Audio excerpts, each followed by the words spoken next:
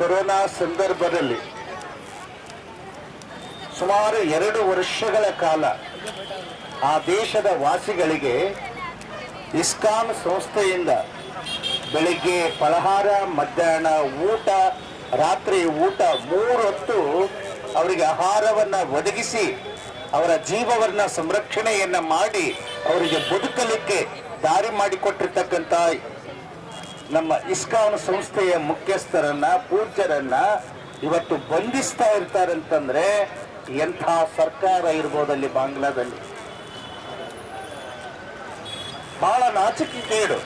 ಅನ್ನ ನೀಡಿರುವಂತಹ ಕೈಗಳನ್ನೇ ಕಟ್ ಮಾಡ್ತಾ ಇದ್ದಾರೆ ಅಂತ ಹೇಳ್ಕೊಂಡು ಕೇಳಿದ್ರೆ ಮತ್ತೆ ನಾವು ಇನ್ನೆಲ್ಲಿ ಧರ್ಮ ಹುಡುಕ್ಲಿಕ್ಕೆ ಸಾಧ್ಯತೆ ಇದೆ? ಅಂಥ ಬಾಂಗ್ಲಾದೇಶದಲ್ಲಿ ಈಗಾಗಲೇ ಎಲ್ಲರೂ ವೇದಿಕೆ ಮೇಲೆ ತಿಳಿಸಿರ್ತಕ್ಕಂಥ ಪೂಜ್ಯರು ಹೇಳಿದ ಹಾಗೆ, ಸಂಘಟಕರು ಹೇಳಿದ ಹಾಗೆ ಅಲ್ಲಿ ಸಂವಿಧಾನ ಅನ್ನುವಂಥದ್ದೇ ಇಲ್ಲ. ಯಾರೋ ಒಬ್ರು ಶಾಂತಿ ಪ್ರಿಯರನ್ನ ಕರೆದುಕೊಂಡು ಬಂದು ಬಾಂಗ್ಲಾದೇಶವನ್ನೇ ಕ್ರಾಂತಿಯನ್ನ ಎಬ್ಬಿಸಿರುವಂತ ದುಸ್ಥಿತಿಗೆ ತಂದಿಟ್ಟಿದ್ದಾರೆ. ಅಂಥವರಿಗೆ ನೊಬೆಲ್ ಪ್ರಶಸ್ತಿ ಕೊಟ್ರೇನೋ ಬಿಟ್ರೇನು. ಇದು ಬಹಳಷ್ಟು ದುರಂತದ ಸಂಗತಿ. ಇವತ್ತು ನಮ್ಮ ರಾಯಚೂರು ಜಿಲ್ಲೆಯ ಹಿಂದೂ ಹಿತರಕ್ಷಣಾ ಸಮಿತಿಯ ವತಿಯಿಂದ ಇವತ್ತೇನು ನಾವೆಲ್ಲರೂ ಒಂದಾಗಿ ಚೆಂದಾಗಿ ನಾವೆಲ್ಲ ಹಿಂದೂಗಳಂತ ತಿಳ್ಕೊಂಡು ರಾಷ್ಟ್ರಪತಿಯವರಿಗೆ ಮನವಿ ಪತ್ರವನ್ನು ಕೊಡ್ತಾ ಇದ್ದೀವಲ್ಲ, ಇದು ಶಾಂತಿ ಪ್ರಿಯರು ಮಾಡುವಂತಹ ಕೆಲಸ ಆಗಿರುವುದರಿಂದ ನಾವೆಲ್ಲರೂ ಕೂಡ ಶಾಂತಿ ಪ್ರಿಯರು.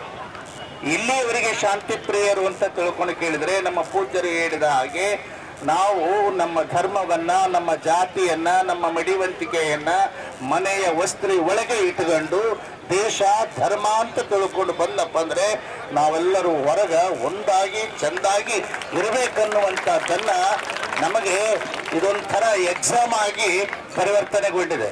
ನಮ್ಮ ಬಸವಣ್ಣವರು ಹೇಳ್ತಾರೆ, ಮನೆಯೊಳಗೆ ಮತ್ತು ನಡೀತಾ ಇದ್ದೇವೆ, ಇನ್ನು ಮೇಲೆ ಹಾಗೆ ಕುಂತ್ಕೊಂಡ್ರೆ ನಡೆಯೋದಿಲ್ಲ. ನಾವೆಲ್ಲರೂ ಜಾಗೃತರಾಗಿ ದೇಶಕ್ಕಾಗಿ, ಧರ್ಮಕ್ಕಾಗಿ ನಾವೆಲ್ಲರೂ ಕಂಕಣಬದ್ಧರಾಗಿ ನಿಂತ್ಕೊಂಡಪ್ಪ ಅಂದ್ರೆ ಈ ದೇಶದಲ್ಲಿ ಶಾಂತಿ ಪ್ರಿಯರಾಗಿ ಬಾಳಿ ಆ ಬದುಕನ್ನು ಕಟ್ಟಿಕೊಂಡು ಆ ಪರಮಾತ್ಮನಡಿಗೆ ನಮ್ಮೆಲ್ಲರ ಸೇವೆ ಅರ್ಪಿತವಾಗಲಿಕ್ಕೆ ಸಾಧ್ಯತೆ ಇದೆ. ಇನ್ನು ಮುಂದೆ ನಮ್ಮ ರಾಜ್ಯ ಸರ್ಕಾರಗಳಾಗಲಿ, ಕೇಂದ್ರ ಸರ್ಕಾರಗಳಾಗಲಿ ಒಂದು ಸೂಕ್ತ ವ್ಯವಸ್ಥೆಯನ್ನ ಮಾಡಿ ಇಂಥ ಘಟನೆಗಳು ಮರುಕಳಿಸಲಾರದ ಹಾಗೆ ನೋಡಿಕೊಂಡಪ್ಪ ಅಂದ್ರೆ ನಾವೆಲ್ಲರೂ ಕೂಡ ಸುರಕ್ಷಿತರಾಗಿ ಈ ದೇಶದಲ್ಲಿ ಬದುಕಲಿಕ್ಕೆ ಸಾಧ್ಯತೆ ಇದೆ ಎನ್ನುವಂತಹ ಮಾತನ್ನ ಈ ಸಂದರ್ಭದಲ್ಲಿ ಸಂಕ್ಷಿಪ್ತವಾಗಿ ತಿಳಿಸಿ, ಇದನ್ನ ವಿರೋಧಿಸಿರುವ ಅನೇಕ ಸಹಿತ ಹಾಡು ಹಗಲೇ ಸಂಜೆ ಆಯ್ತು ಅಂತ ಹೇಳಿದ್ರೆ ಕಿರಿಗಳು ಬಾಂಗ್ಲಾದೇಶದಲ್ಲಿ ನಡೀತಾ ಇದೆ.